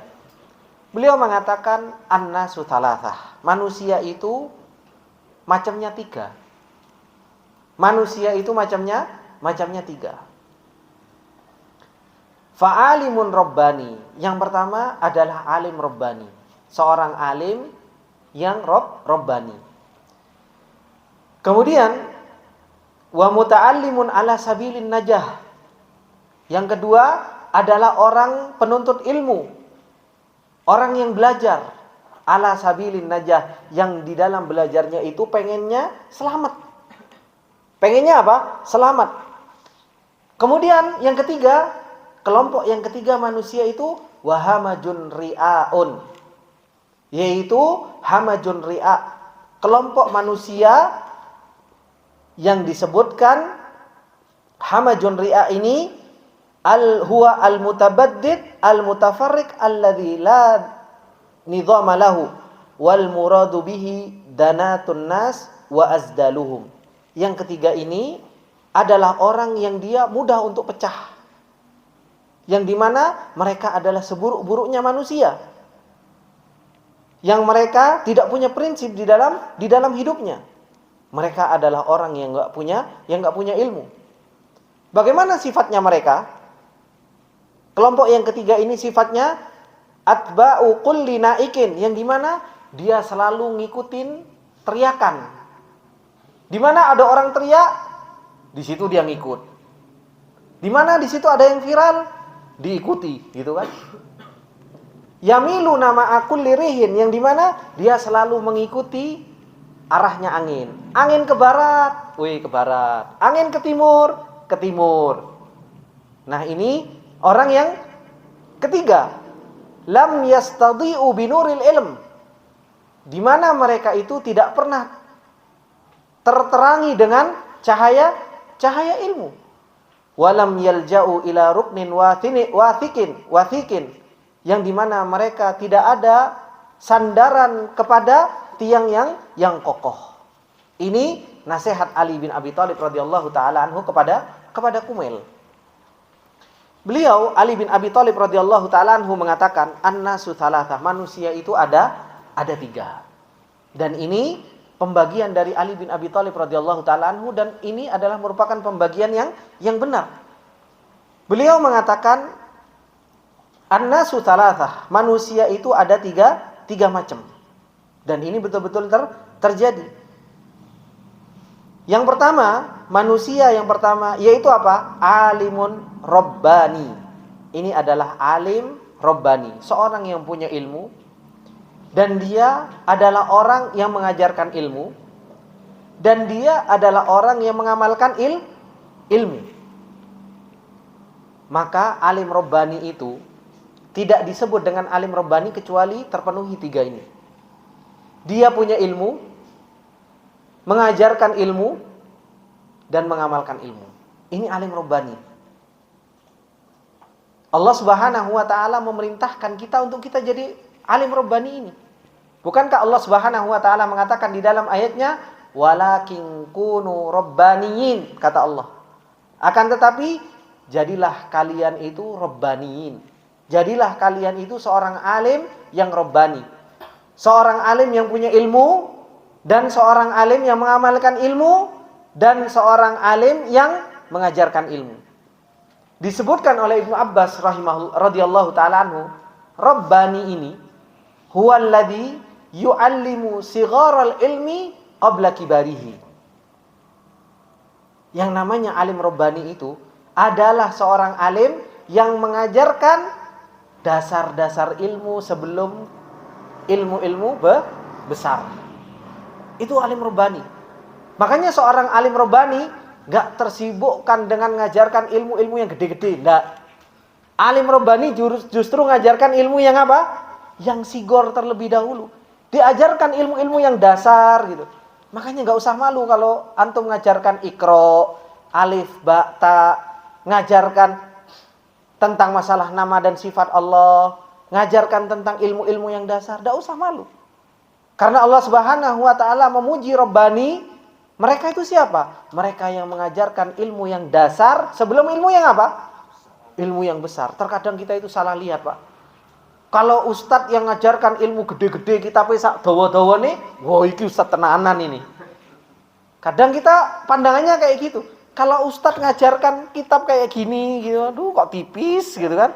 Wah ustadz ini eto-etoan nih, ngapusian, kan kayak gitu kadang. Kalau ustadznya bawa kitab pesak gede-gede nih gitu, ustadz tenanan ini, ustadz tenanan pokoknya, masya Allah gitu kan. Padahal apa? Alim Rabbani itu ilmu yang mengajarkan ilmu yang dasar. Coba bapak-bapak cari, Pak, ilmu-ilmu yang dasar. Rata-rata kitabnya seberapa gede? Tipis-tipis. Nggak ada istilah para ulama bikin nulis ilmu dasar kitabnya segede-gede, nggak ada. Usul salasah berapa? Qawaidul arba seberapa besar? Akidah wasitiyah yang ditulis oleh Syekhul Islam Ibnu Taimiyah, ya Allah tipis-tipis semuanya. Nggak ada ulama itu nulis kitab usul kemudian apa? Segede-gede alihin gambreng, nggak ada. Kitab usul rata-rata kecil-kecil. Cuma kita kadang ngelihat ustadz yang ngajarnya kitabnya tipis-tipis, ustadznya gak pinter ini ustadz, kurang kelas sih. Pengennya ustadznya itu bawa kitabnya itu yang gede-gede gitu loh. Padahal apa? Alimun Rabbani, dipuji oleh Allah Subhanahu wa ta'ala. Dia adalah orang yang punya ilmu dan mengajarkan ilmu itu dari mana? Sigharul ilm qabla kibarihi. Ngajarkan ilmu yang dasar sebelum yang apa? Yang besar-besar. Terkadang kita salah dalam belajar. Kita belum kenal dengan Allah dengan baik, kita belum kenal dengan nama dan sifat Allah dengan baik. Itu kadang kita subhanallah sudah belajar khilaf apa, sudah belajar khilaf apa, sudah belajar khilaf apa. Gimana kita mau menjadi alim Rabbani kita ini? Yang dasar-dasar saja kita belum belajar, sudah belajar masalah khilaf dalam masalah usul, masalah furu. Kita itu sudah terkadang subhanallah searching. Seakan-akan gini loh bapak-bapak ini muliakan Allah. Kita itu harusnya makan bubur, kita itu kok disuruh makan nasi. Ya mencret-mencret Pak. Kan seperti itu kan. Yang bisa malah mules-mules kita. Belum waktunya makanan kita. Kita itu masih talabul ilmi. Kita makan porsi kita gitu loh. Jangan sampai kita makan porsi yang bukan porsinya kita. Kita tahu diri Pak. Kalau kita itu harus masih belajar usul, harus masih belajar yang dasar-dasar, mengenal Allah, untuk memperbaiki hati. Kita itu belajar kan bukan untuk gaya-gayaan. Kita itu belajar untuk apa? Untuk memperbaiki hati kita. Kita itu belajar untuk apa? Untuk supaya bisa kita amalkan. Terkadang kita belajar, antum belajar apa? Mana belajar kitab ini. Apa yang bisa antum amalkan? Tidak ada. Apa yang bisa kita amalkan supaya kita cinta sama Allah, supaya kita takut sama Allah, supaya kita bisa tawakal sama Allah, mengharap kepada Allah dengan benar. Itu yang harus betul-betul kita ilmui terlebih dahulu dan harus kita praktekkan dalam kehidupan kita sehari-hari. Maka fa'alimun rabbani. Ini orang yang pertama. Orang yang alim, orang yang dia mengamalkan ilmunya, dan orang yang dia mengajarkan ilmunya. Disebutkan oleh para ulama, Ibnu Abbas rahimahullahu ta'ala, beliau mengatakan tentang alimun rabbani ini, beliau mengatakan huwa al-muallim. Yang namanya alim rabbani itu dia mau mengajarkan, mau mendidik, mau mentarbiyah. Itulah seorang alim rabbani. Gimana sih kalau orang itu mau mendidik? Beliau mengatakan akhadahu minat tarbiyah ayyurabbin nas bil ilm kama yurabbit tifla abuhu. Sebagaimana bapak itu mengajarkan anaknya. Sekarang bapak-bapak semua punya anak. Punya anak kan, Pak? Gimana kalau bapak-bapak ngajarin anaknya? Ngajarin sekali ya sudah? Enggak toh? Bapak-bapak kita ngajarkan kepada anak, nak kamu jadi anak yang baik, kamu jadi anak yang jujur, diajarin, dikasih contoh. Kan seperti itu ngajarin anaknya. Dan ngajarin anaknya sekali habis itu ditinggal. Atau besoknya diajarin lagi? Ya diajarin lagi. Seperti itulah harusnya menjadi seorang guru. Gak bosan-bosan. Mungkin bapak-bapak yang bosan. Ustaz, anak bosan ceramahnya Ustaz Baidawi kok gitu-gitu saja. Anak gak bosan-bosan, Pak, ngajarin antum untuk masalah kayak gini. Kenapa? Anak saja yang ulang saja kadang gak nancep. Yang satu pahamnya sempurna, yang satu pahamnya 80%, ada yang satu pahamnya 70%, ada yang 10%, ada juga yang gak mudeng-mudeng. Itu pun padahal apa? Anak ulang. Anak yakin bapak-bapak sering kan dengar perkataan ini dari anak? Sangat sering. Tapi apa? Kok diulang-ulang terus? Diulang-ulang saja kadang itu kita kok masih kurang, Pak. Oh iya ya benar. Tapi prakteknya itu harus betul-betul kita praktekkan seperti itu. Maka namanya seorang guru ya harus seperti itu. Harus diulang. Sama seperti halnya kita ngajarin anak kita. Sehari kita ulang, besoknya kok ramudeng nak, tak ulangi lagi. Besoknya kok belum, tak ulangi lagi. Besoknya kok belum, tak ulangi lagi. Bapak-bapak mau setoran 10 kali fa'ala, monggo Pak. Ustaz anak ulang, monggo Pak. Kan seperti itu. Makanya sampai alhamdulillah bikin acara seperti ini supaya apa? Supaya yang punya PR itu supaya apa? Semakin mendekat, enggak menjauh dari saya. Soalnya kalau by telepon, kalau setoran by telepon itu kan agak menjauh bapak-bapaknya. Oh, anak enggak ditanya, alhamdulillah sekarang Ustaz Baidawi jarang tanya di grup. Coba kalau ketemu kayak gini kan mau enggak setoran itu kan gimana gitu kan? Jadinya supaya apa? Supaya tetap menghilangkan rasa takut itu loh, Pak. Sama guru itu jangan takut gitu loh. Harusnya mendekat. Ustaz, anak bisa setoran cuma fa'ala.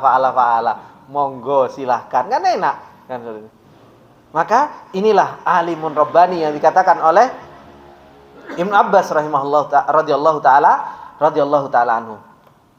Kemudian orang yang kedua yang disebutkan oleh Ali bin Abi Thalib radhiyallahu taala anhu, ini orang pertama ini jelas Allah memerintahkan dan dipuji oleh Allah Subhanahu wa taala, walakin kunu rabbaniyin bima kuntum tuallimunal kitab wa bima kuntum tadrusun. Kata Allah Subhanahu wa taala dalam surat tersebut, itu coba Allah mengatakan walakin kunu rabbaniyin bima kuntum tuallimunal kitab wa bima kuntum tadrusun. Bapak-bapak cek artinya ayat tersebut. Itu ada dua sisi. Jadilah engkau rabbani dari sisi pengajaran. Ketika engkau mengajarkan ilmu, ajarkan yang usul dulu sebelum yang gede.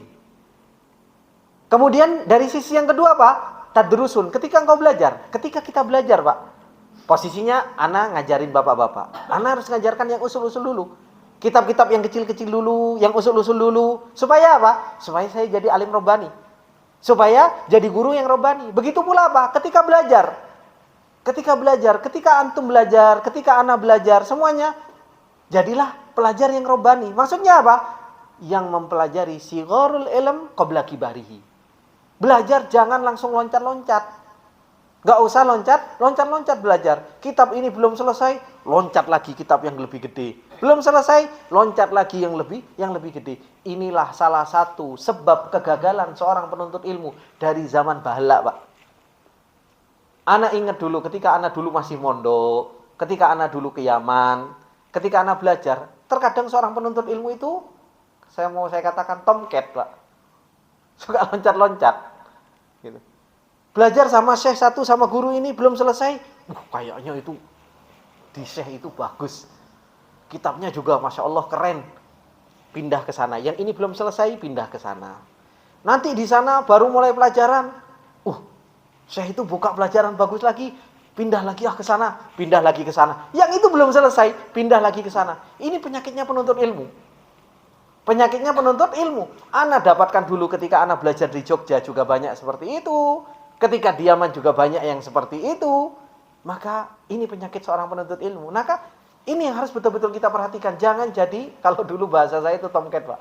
Seorang penuntut ilmu yang sering pindah-pindah. Hah? Kayak tomcat, loncat-loncat terus kan kalau tomcat itu kan. Tahu tomcat kan, Pak? Nah, tahu. Nah, jangan pindah-pindah. Kita punya guru satu, alhamdulillah. Punya guru satu, selesaikan sama guru tersebut. Sampai saya dulu, Pak, ya, berusaha. Ini pengalaman, Pak. Saya itu selalu dinasihati oleh salah satu guru saya. Jazakallah khair. Semoga Allah. Saya punya guru itu galak. Saya punya guru di Yaman itu galak banget, Pak. Kalau saya setoran itu nggak bisa diusir saya. Sampai akhirnya saya itu pengen pindah. Saya mau nangis saya, Pak. Saya itu sudah jauh dari orang tua.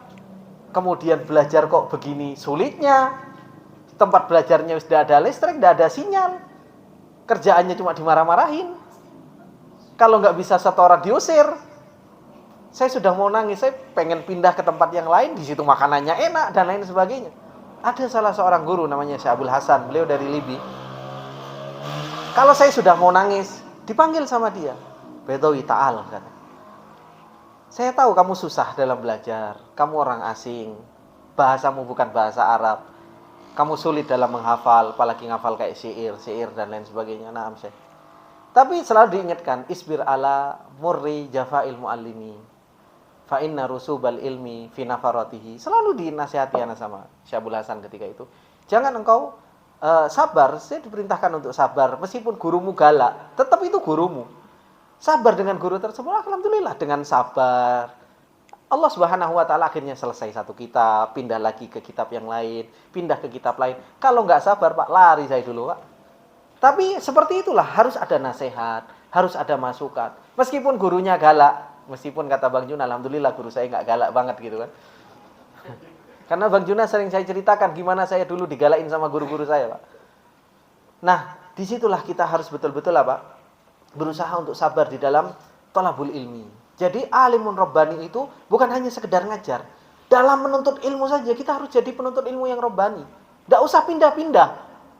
Gak usah tergiur dengan apa? Wih, di sana kitab ini, wih di situ nih. Selesaikan kitab satu sampai selesai, punya usul di kitab tersebut, bisa memahami kitab tersebut. Alhamdulillah, pindah ke kitab satunya. Terus seperti itulah namanya yang namanya belajar. Yang kedua, yang disebutkan oleh, kita undur dulu ya, sholat isya agak mundur. Memang sunnahnya sholat isya itu agak mundur. Jadi diharapkan untuk bersabar. Karena kita di tempatnya Pak Alek ini semalam, jadi ya mungkin ya agak sampai jam 11 gitu. Sesekali pengajian sampai malam gitu.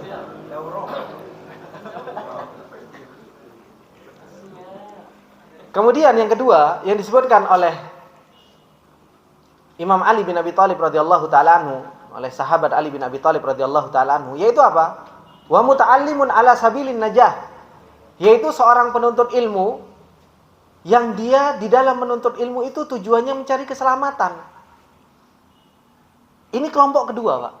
Kelompok pertama tadi pengajar ilmu, kelompok kedua yaitu orang yang dia menuntut ilmu. Yang dimana di dalam menuntut ilmu tujuannya untuk cari selamat. Tujuannya untuk cari selamat. Dan inilah yang harus betul-betul kita praktekkan. Mungkin kita nggak bisa jadi guru, Pak. Tapi paling nggak kita menjadi penuntut ilmu. Paling nggak kita menjadi apa? Penuntut ilmu. Kalau untuk jadi guru, Bahasa Arab Ustaz masih sulit kayak gini kan? Tapi nggak usah putus asa. Nggak usah putus asa. Kalau kita nggak bisa jadi alimun rabbani, paling nggak kita jadi orang yang kedua. Kata Ali bin Abi Thalib. Yaitu apa? Muta'allimun ala sabilin najah. Jadi seorang penuntut ilmu yang tujuan di dalam menuntut ilmu itu apa? Cari selamat. Disebutkan oleh para ulama, ala sabilin najah ay qasidan bi ilmihi an najah. Tujuan di dalam menuntut ilmu itu apa? Keselamatan. Dan inilah yang harus betul-betul kita praktekkan. Menuntut ilmu itu harus ikhlas. Cari selamat, Pak. Bukan menuntut ilmu ben dadi ustad. Menuntut ilmu itu, kita menuntut ilmu agama itu bukan untuk jadi ustad. Bukan untuk jadi ustad. Ingat. Dan selalu saya ingatkan kepada bapak-bapak belajar bahasa Arab untuk bukan jadi ustad ya, Pak. Tapi tujuannya untuk apa? Supaya kita bisa memahami apa yang Allah turunkan kepada kita. Kita belajar agama supaya apa? Supaya kita bisa mengetahui apa yang Allah inginkan. Bukan untuk jadi ustadz. Ustadz ini bukan, apa istilahnya? Profesi. Ustadz ini bukan profesi. Ustadz ini amanatul hayah. Saya diberikan ilmu oleh Allah Subhanahu wa taala, amanah yang Allah berikan kepada saya untuk mengajarkan ilmu. Karena Allah Subhanahu wa taala mengatakan, "Innal ladzina yaktumuna ma anzalna minal bayyinati wal huda mim ba'di ma bayyanahu lin-nas." Kata Allah Subhanahu wa taala, sesungguhnya orang-orang yang menyembunyikan ilmu padahal sudah diajari oleh Allah Subhanahu wa taala, Allah enggak akan ngajak ngomong nanti di akhirat. Berat atau enggak, Pak? Berat, enggak dimasukkan ke dalam surganya Allah. Makanya ilmu ini amanah yang harus disampaikan. Ketika Allah sudah memilih kita, kok kita ini dipilih oleh Allah? Ketika kita diajarkan ilmu tentang Allah, ketika kita diajarkan oleh Allah Subhanahu wa taala ilmu tentang akhirat, kita punya amanah di dalam pundak, di atas pundak kita untuk menyampaikan ilmu ini. Berat, tapi harus kita tunaikan amanah ini. Makanya Rasulullah sallallahu alaihi wasallam ketika di Hajjatul Wada, ketika turun al-yauma akmaltu lakum dinakum wa atmamtu alaikum nikmati wa raditu lakumul Islam madina, apa yang dikatakan oleh Rasulullah sallallahu alaihi wasallam? Ala qad ballagtu, bukankah sudah aku sampaikan semuanya? Dijawab oleh para sahabat apa? Naam, qad ballagta wa qad addaita wa qad nasahta. Naam ya Rasulullah, engkau telah menyampaikan, engkau telah menunaikan amanah, karena ilmu ini amanah dari Allah. Kita ini jadi ustadz bukan sebuah profesi. Kita belajar ilmu agama bukan untuk jadi ustadz. Ini harus betul-betul kita pahami. Kita belajar ilmu agama supaya apa? Selamat perjalanan kita sampai kita bertemu dengan Allah Subhanahu wa taala.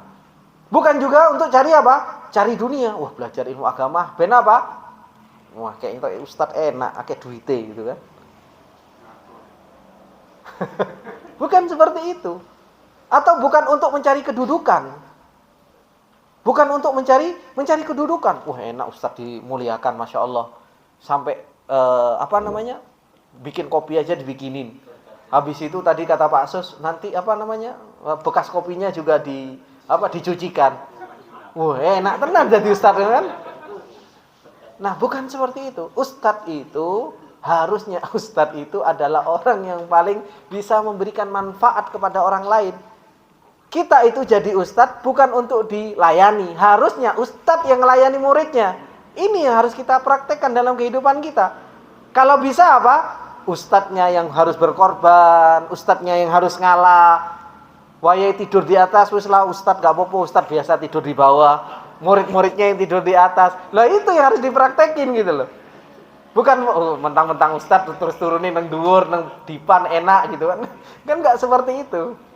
Nah, inilah yang harus betul-betul kita praktekkan. Makanya Rasulullah sallallahu alaihi wasallam mengatakan di dalam hadisnya, apa kata Rasulullah?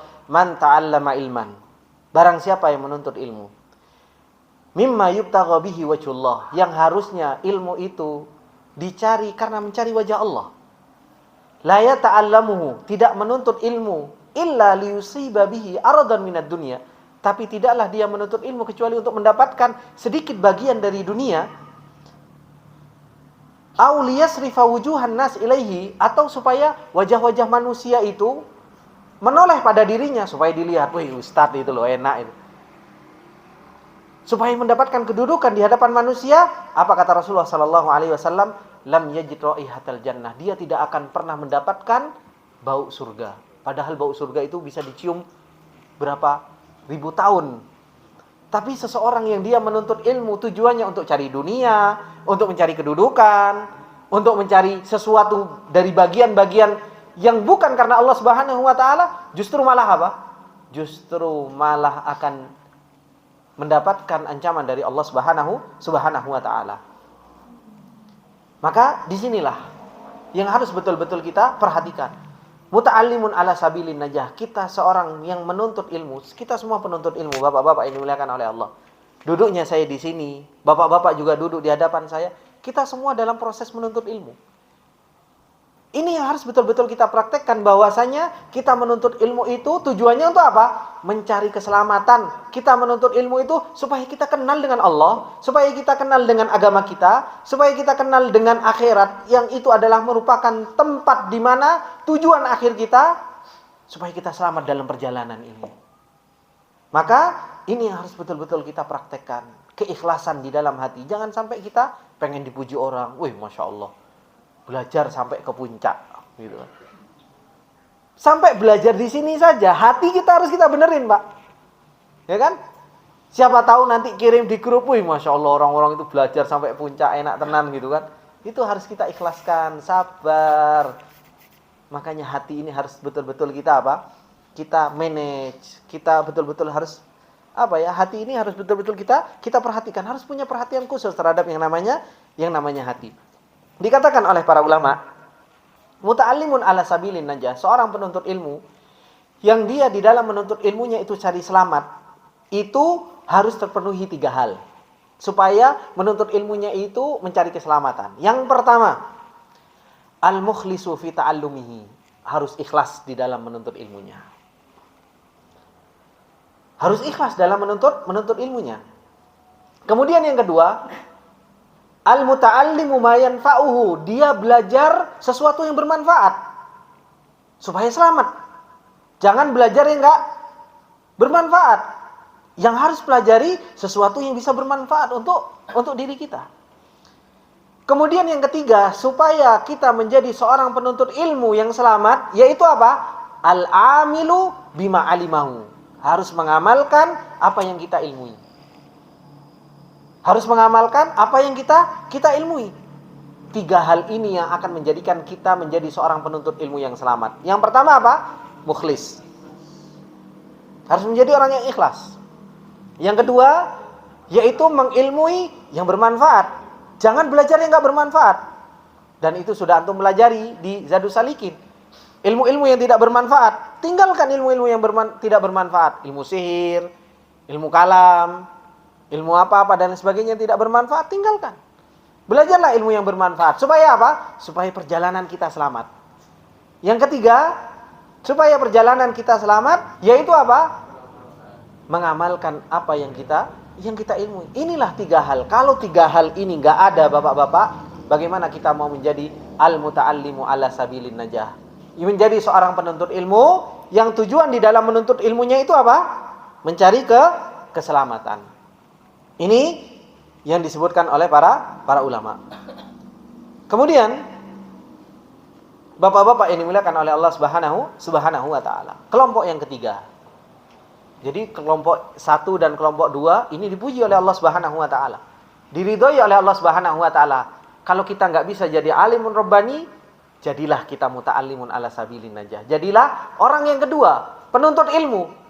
Jangan sampai kita jadi orang alim enggak, menuntut ilmu juga enggak. Akhirnya jadi orang yang keberapa? Jadi orang yang ketiga. Apa orang yang ketiga tersebut? Orang yang ketiga adalah hamajun ri'a. Hamajun ri'a. Wal hamaju minan nas, al hamaj itu artinya bodoh. Hamqa. Ri'a itu artinya manusia, yaitu manusia yang bodoh. Manusia yang bodoh. Wa hamajun ri'a. Bagaimana hamajun ri'a ini? Kelompok yang ketiga ini, manusia yang bukan kelompok pertama dan manusia bukan kelompok yang kedua. Yaitu kelompok yang disebutkan oleh para ulama, qaumun la khaira fihim. Kaum yang tidak ada kebaikan bagi mereka. Ali bin Abi Thalib radhiyallahu taala anhu menjelaskan ciri-ciri mereka Termasuk di antara ciri-ciri hamajun ri'a ini, bagaimana ciri-cirinya? Atba'u kulli naikin, selalu mengikuti teriakan. Selalu mengikuti teriakan. Wa yamilu nama kulli rihin, dan selalu mengikuti arah angin. Selalu mengikuti yang viral-viral, bapak-bapak ini dimuliakan oleh Allah Subhanahu wa taala. Selalu mengikuti yang lagi apa? Yang lagi viral. Di sana teriak, woi teriak sana. Di sini teriak, di sini teriak. Sekarang yang lagi viral apa? Di situ. Sekarang yang lagi viral apa? Di sini. Ini orang yang enggak punya kebaikan pada orang tersebut. Maka ini adalah kelompok yang ketiga, orang yang enggak punya prinsip di dalam perjalanannya. Gak kenal mana yang aham fal aham. Gak kenal dengan mana yang paling penting buat dirinya, kemudian yang setelahnya dan setelahnya. Dan ini bukan yang dimaksud viral itu hanya urusan dunia. Di dalam urusan din juga, Pak. Di dalam urusan belajar. Sekarang yang lagi viral apa? Belajar madhab. Belajar madhab semuanya. Sekarang yang lagi viral apa? Sanad tahfidz semuanya. Ini orang yang hamajun ri'a, orang yang enggak punya prinsip. Kalau orang punya prinsip, enggak, saya sekarang harus belajar asma wa sifat karena ini kebutuhan saya. Meskipun orang lagi viral Imam Syafi'i madhab Syafi'i, madhab Hambali, sekarang yang lagi viral cari sanad tahfidz, cari sanad ini dan itu, apa yang dia pelajari sekarang? Ya sudah, saya selesaikan. Ngapain saya harus atba'u kulli naikin wa yamiluna ma'a kulli rihin? Ngapain saya harus ngikutin teriakan sana, ngikutin angin sini? Akhirnya kalau kita mengikuti yang seperti ini, sekarang yang lagi viral di sana apa? Sekarang belajar sekarang, dan ini sering bapak-bapak ini dimuliakan oleh Allah Subhanahu wa taala. Kenapa sekolah-sekolah itu kok enggak punya kurikulum yang netep? Karena mengikuti yang viral-viral. Sekarang yang lagi viral tentang madhab langsung dirubah kurikulumnya. Belajar fikih ini. Sekarang yang lagi viral tentang urusan sanad, langsung dirubah kurikulumnya. Dan ini yang sering, yang bingung siapa? Ya muridnya, Pak, yang bingung, Pak. Ya kan? Muridnya bingung, gurunya juga bingung. Bingungnya ngapain? Ini murid saya harusnya tak jadikan gini karena harus ngikuti yayasan, ya uslah melok-melok. Yang penting saya dapat gaji. Wah, ini yang susah juga ini. Ini yang susah juga. Kalau guru sudah seperti ini, akhirnya muridnya nggak karu-karuan, gurunya yang penting alhamdulillah dapat makan, akhirnya nggak berantakan semuanya, nggak dapat jadi apa-apa. Karena apa? Karena nggak jadi alim rabbani dan nggak jadi muta'allimun ala sabilin aja. Kelompok yang ketiga ini, hamajun ri'a. Kelompok yang ketiga, hamajun ri'a, qaumun la khaira fihim, sebuah kaum yang tidak ada kebaikan pada diri mereka. Nggak punya prinsip di dalam perjalanan. Belajarnya nggak punya prinsip, perjalanan hidupnya nggak punya prinsip, selalu ngikutin orang. Lam yastadi'u binuril ilm, nggak pernah terterangi dengan cahaya ilmu. Nggak pernah terterangi dengan cahaya ilmu. Karena sesungguhnya ilmu itu punya cahaya. Harusnya seorang itu kalau belajar, bapak-bapak ini dimuliakan oleh Allah, bukankah Allah Subhanahu wa taala mengatakan bahwasanya ilmunya Allah itu cahaya? Bapak-bapak mungkin yang di PTI masih anget, Allah Subhanahu wa taala mengatakan di dalam ayatnya, apa kata Allah Subhanahu wa taala? Awa man kana maitan fa ahyainahu wa ja'alna lahu nuran yamshi bihi finnas. Masih ingat kan ayat itu? Masih ingat enggak, Pak Rudi? Lupa ya. Di keutamaan ilmu yang Zadus Salikin, salah satunya yang disebutkan kan tentang ayat ini. Awa man kana maitan fa ahyainahu wa ja'alna lahu nuran yamshi bihi finnas. Ilmunya Allah Subhanahu wa taala itu seperti halnya cahaya. Allah Subhanahu wa taala mempermisalkan ini di dalam surat Al-An'am, dan saya sampai contohkan kan ke bapak-bapak bagaimana ilmunya Allah. Saya sampai kasih contoh ke bapak-bapak. Kalau bapak-bapak berada dalam sebuah kegelapan, dalam gua, tidak ada cahaya sedikit pun. Bayangkan, Pak, bapak-bapak berada dalam gua, tidak ada cahaya sedikit pun. Kira-kira bapak-bapak kalau jalan selamat atau enggak?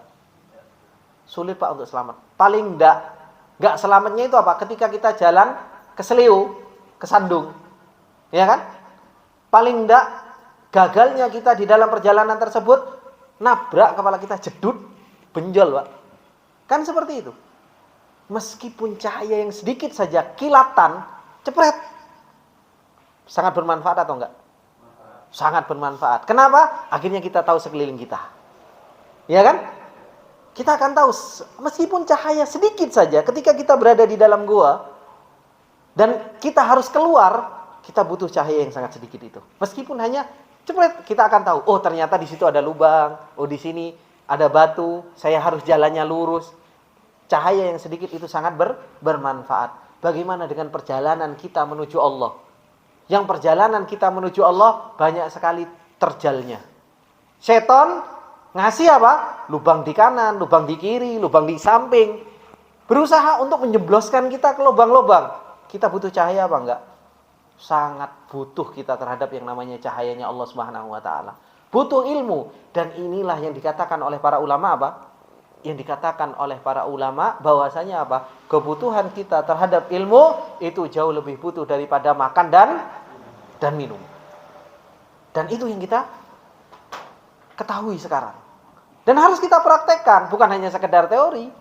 Ya Ustaz, ana udah tahu Ustaz kalau kita itu disuruh belajar, subhanallah Ustaz, Ustaz malas Ustaz. Masih kebentur.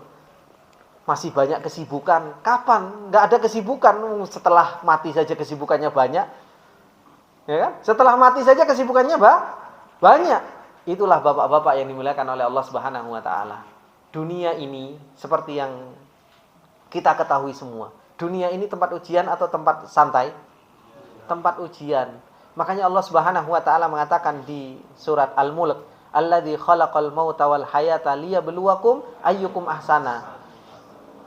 Meskipun ujian banyak, siapa yang paling baik amalannya? Itu yang Allah inginkan. Semua kita diuji sama Allah.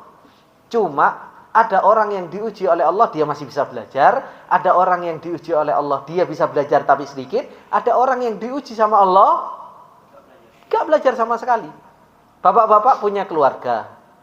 Imam Syafi'i dulu juga punya keluarga. Bapak-bapak butuh makan. Imam Syafi'i juga butuh makan. Bapak-bapak punya anak. Imam Syafi'i juga punya anak. Imam Ahmad juga punya anak. Cuma perbedaannya, mereka punya keluarga, punya anak, butuh ekonomi, masih tetap bisa belajar. Kita punya anak, punya keluarga, suruh belajar, alasan terus untuk belajar. Ini yang susah, Pak. Maka nanti akan kita pertanggungjawabkan nanti di hadapan Allah Subhanahu wa taala, ayyukum ahsanu amala. Siapa yang paling baik di antara kita amalan dengan ujian-ujian yang Allah Subhanahu wa taala berikan kepada kita. Maka lam yastati'u binuril ilm. Kelompok yang ketiga ini gak pernah mau belajar. Akhirnya apa? Gak pernah terterangi dengan yang namanya ilmu. Gak punya cahaya akhirnya. Gak punya cahaya. Kemudian walam yalja'u ila ruknin wathiqin, dan dia tidak punya sandaran ke apa? Ke tiang yang kuat. Dan inilah keadaan orang yang kedua. Yang ketiga. Maka yang dibagi oleh Ali bin Abi Thalib radhiyallahu taala anhu, 3 kelompok manusia. Kelompok yang pertama adalah seorang pengajar, kelompok yang kedua adalah seorang yang belajar. Ini orang baik semua. Kita harus milih agar kita menjadi salah satu dari keduanya ini. Jangan sampai kita menjadi kelompok yang ketiga, hamajun ri'a, qaumun la khaira fihim, kaum yang tidak ada kebaikan bagi mereka. Ngajar enggak, nuntut ilmu enggak punya prinsip dalam kehidupan, enggak punya ilmu, enggak punya cahaya di dalam perjalanannya, enggak punya sandaran di dalam apa? Di dalam perjalanannya. Makanya orang itu, bapak-bapak yang dimuliakan oleh Allah Subhanahu wa taala, di dalam perjalanan menuju Allah Subhanahu wa taala, seseorang itu harus butuh terhadap 2 hal ini. Butuh terhadap dua hal ini. Apa itu? Al-ilmu wal quwwah. Ilmu dan kekuatan. Makanya hamajun ri'a ini, kelompok yang ketiga, itu enggak punya 2 hal itu. Makanya lam yastadi'u binuril ilm. Dia enggak punya ilmu, tidak terterangi ilmu, tidak punya ilmu. Dan yang kedua, dia tidak punya kekuatan. Makanya apa? Walam yalja'u ila ruknin wathiqin. Dia tidak punya kekuatan. Nah, supaya kuat hatinya itu harus dimulai dengan apa? Harus dimulai ilmu. Hati seseorang itu, bapak-bapak yang dimuliakan oleh Allah, ketika hati itu menyerap ilmu, dia akan mendapatkan cahaya. ketika cahaya itu semakin terang, itu yang akan menjadikan kekuatan di dalam perjalanan dia menuju Allah Subhanahu wa taala. Dan inilah yang dikatakan oleh Allah Subhanahu wa taala di dalam surat An-Najm. Apa kata Allah? In huwa illa wahyun yuha. 'Allamahu syadidul quwah, kata Allah. Jadi seseorang itu di dalam perjalanan menuju Allah butuh dua hal ini. Butuh ilmu, nur, dan butuh kekuatan. Nah, kekuatan itu didapatkan dengan kesempurnaan apa? Kesempurnaan cahaya. Begitu pula Allah Subhanahu wa taala mengatakan di dalam ayatnya yang lain, innahu laqaulu rasulin karim dzi quwwatin inda dzil arsy makin. Kekuatan itu akan didapatkan dengan kesempurnaan cahaya. Orang yang ketiga ini, hamajun ri'a itu, ilmunya dia enggak punya, kekuatan dia enggak ada. Kekuatan dia enggak ada. Sedangkan alimun rabbani dan muta'allimun ala sabilin najah, itu adalah dua kelompok orang yang dia menuntut ilmu sehingga dia mendapatkan cahaya dan kuat di dalam perjalanannya karena hatinya kuat. Dia yakin dengan janji-janji Allah Subhanahu wa taala. Ini bapak-bapak yang dimuliakan oleh Allah Subhanahu wa taala. Maka inilah nasihat dari Ali bin Abi Thalib radhiyallahu taala anhu kepada Kumail bin Ziyad. Insyaallah kita lanjutkan lagi nanti setelah sholat Isya. Sudah senyum duluan Pak Abdul Qadir, ngelihat kanan kiri. Insyaallah kita lanjutkan lagi. Masih banyak nasihat Ali bin Abi Thalib radhiyallahu taala anhu, masih mungkin bisa 2-3 kali pertemuan ini Bapak-bapak. Tapi insyaallah kita lanjutkan lagi di besok habis subuh, dan insyaallah nanti setelah sholat Isya makan malam ya Bapak, atau libur makan malamnya kita. Insyaallah makan malam sambil mungkin ada yang mau setoran atau mungkin ada yang tanya-tanya, ngobrol-ngobrol santai. Insyaallah nanti kita akan lanjutkan pembelajaran kita ini setelah sholat fajar insyaallah besok. Subhanakallahumma bihamdika asyhadu an la ilaha illa anta astaghfiruka wa atubu ilaik. Assalamualaikum warahmatullahi wabarakatuh.